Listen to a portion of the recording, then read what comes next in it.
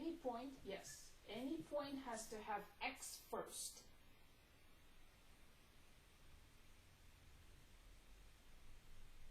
What is the x?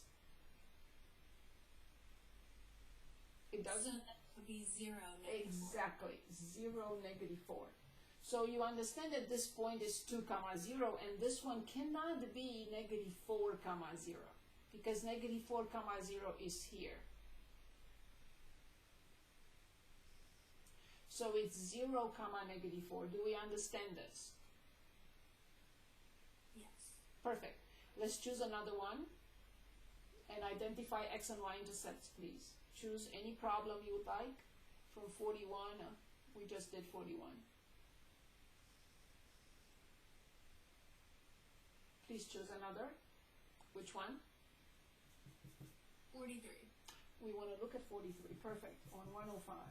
Can anyone identify the x-intercept and the y-intercept for these? For this graph, for 43. The x is... Yes? Is a 0, 1. Careful. 0, 1 cannot be on the x-axis.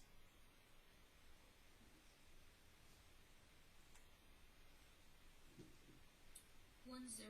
Yes. And Yeah. then -2, 0. Yes. This graph, thank you. This graph has two x-intercepts. 1, 0 and -2, 0.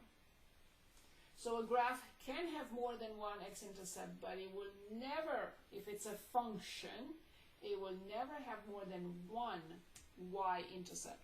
Can anyone read the y-intercept for us? 0. Yes. Everyone agrees with 0, 2. 0 for x, 2 for y. So 1, 0, -2, 0, but 0, 2. Do we all agree with this? Yes? No? Yes. Yes. Perfect. Okay. Allow me to choose a problem from here, and if you'd like, we can choose another. So I'd like to choose 18. 18 on 105. And the function is y equals 2x minus 4. What I would like to show you here is how to enter this function in the graphing calculator and determine points quickly. So, in y equals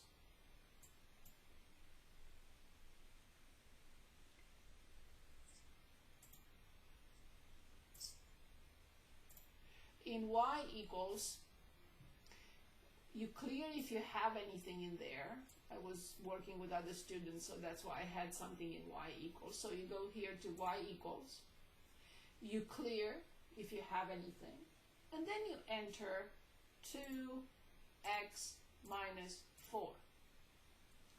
The next step is make sure that you click on second key and table set up here. Second and table set. Second and table set. And make sure the start, it doesn't matter what you have here. The increment, it doesn't matter what you have here. But what is super important is to make sure that the independent variable is in ask mode. The independent variable is in the ask mode. How do you do that? Scroll down, down, down to the right and highlight and press enter. Why do I want it to be in ask mode? So that I can enter the numbers I want. Otherwise, it will give me the answers, the x values that it wants. I don't want that. I want to enter my own. And now you go to second and quit. So now, after you made that change in the table set, second, and table. And now you can enter the numbers you want. I want to enter 2. You probably don't have any of this because this was from a different setup for a different function. You can enter 2, you can enter 3, you can enter -4, you can enter any number you want, and you will get the y values. So I know that this is a linear function.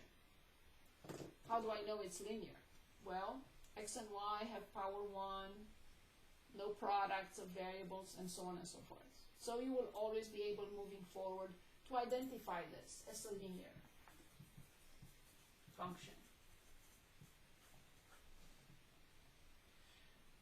So I will use the points that we just determined. So go back, and I'm just going to copy the points that we just determined. 2, 0. 3, 2. -4, -12. I just copied those. And now I want to plot the points and graph the function. I know how to plot those points. 2, 0. 3, 2. 3, 2. So I have the x-intercept. How do I determine the y-intercept? Can anyone tell us in this function, how do we determine the y-intercept?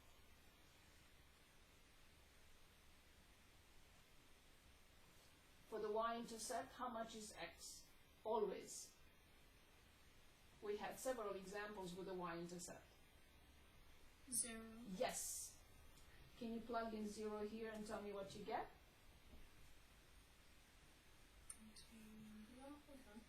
How much? -4. Perfect.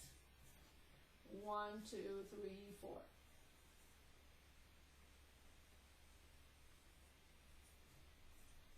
X, origin, y, and I always write the equation of the graph that I just plotted. I plotted points, I graphed the function. Do I need the 4 points? Do I need 4 points to graph a line? No. How many do I need? Minimum. 3. Minimum 2. And the best ones are x and y intercepts. X and y intercepts. So now I'm going to share my screen again. And I'm going to do this. I'm going to go to the viewing window. Zoom, sorry. I'm going to click on Zoom, and I'm going to choose Standard. 6. That's it. The x-intercept 2, 0. The y-intercept 0, -4. And this is the line. Any questions on this? Any questions?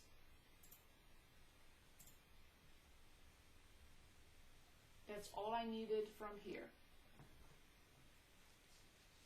Any questions?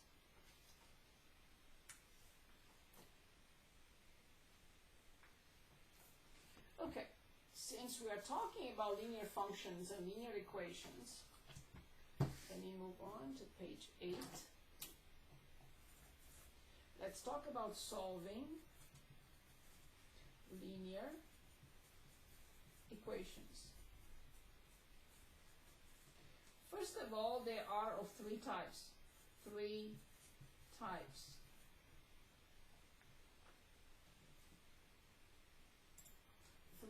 Solving linear equations. There are 3 types.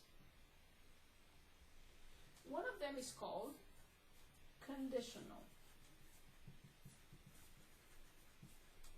The second one is called identity. And the third one, I always always call it a contradiction, but some books call it inconsistent.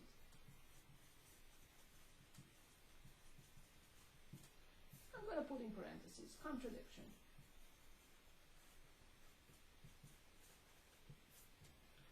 The conditional happens if a certain condition is fulfilled. Identity, always true. Always. So here for conditional, let's say x equals 3. That's the solution. As an example. For identity, everything, from negative infinity to infinity, everything works. All possible real numbers work. And of course, for inconsistent or a contradiction, no solutions. Sorry, none whatsoever, no solutions. It's a contradiction. It has no solutions. It's inconsistent. Okay, and let's look at a couple of examples. Here is one, 6x minus quantity 3x plus 10 equals 14. Can anyone tell us what to do first? Even if we don't know anything about solving equations, I know you're going to say you must do this first. What? Parentheses. Yes, so 6x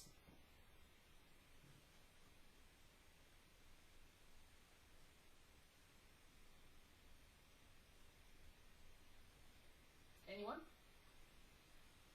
Minus 3x minus 10 equals 14. Excellent. Does everyone understand this step? We distributed the imaginary negative 1 to both terms. Now, we must combine like terms. So, can anyone combine like terms for us? 6x minus 3x equals 3x. Excellent. Now, I need this term to be moved to the other side.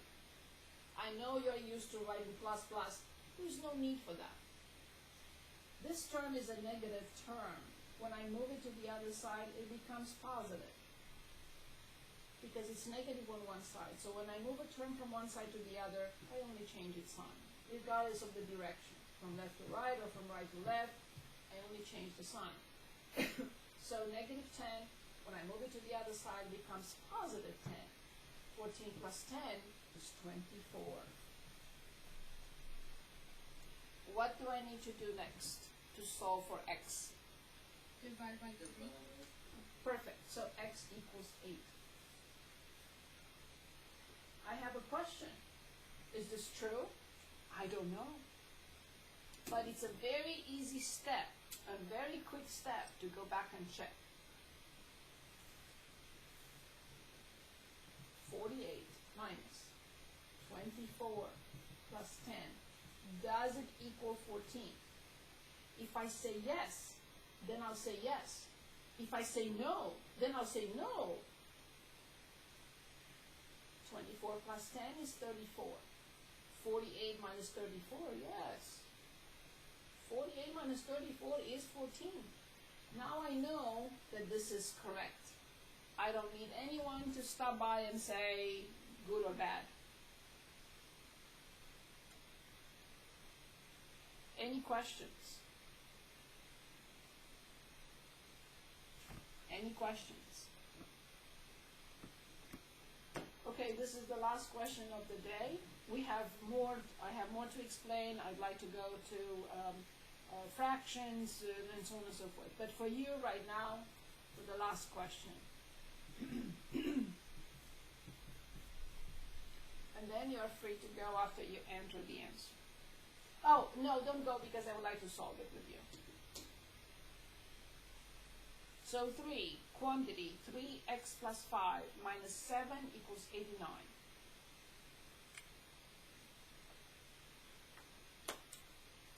You cannot continue unless you want to start. You can start working on the next assignment, learn and practice. but we have not finished 0.2.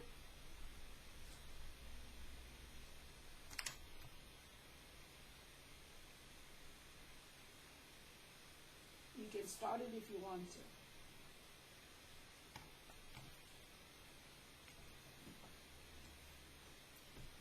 We got some answer, right? Yes, just put in the answer in the next question. Yep. I would like you to stay if you want, so I can solve the problem with you. But if you have something else, I will not hold you over. And if I do, it's disrespectful to you. And I hope I never do it. I don't intentionally. I'd rather be here, Professor. I'm telling you, I just don't want to hold you because you may have something else important to do. I do have questions regarding like our homework and our coursework and how we do things individually as well as a team. But I'll just wait until we're... Yeah, so if you want to go ahead and you feel comfortable with that, please do. That's fine. I think it's more so I'm confused on like what we're working on exactly. But that's why I shared my screen and I showed you where it is. That's exactly the reason. So you go to assignments,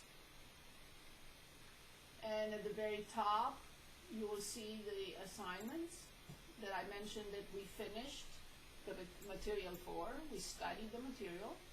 So here it is. You don't have to do this orientation if you don't want to, that's fine. But we completed, that's why I showed the screen. I shared the screen. We completed this and we completed this. These two,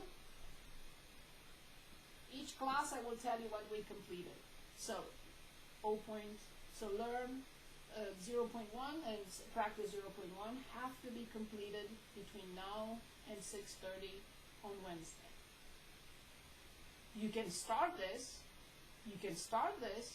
of course, but you may not be able to finish it because we haven't finished these two yet. I was hoping, but we couldn't. You can even start solving linear equations, but we haven't finished. So, this is somewhat, actually I think I'm wrong. The 0.0.2 is completed. We are here now. So you have these assignments. At least get 70% on it. So you know what we are talking about and you practiced. So actually, thank you for asking. Yes, we did finish this. We are moving on to 1.1. That's where we are right now. Good. Are we finished with the answer? You don't have to write x equals, just write the number, or x equals is fine, it's perfect.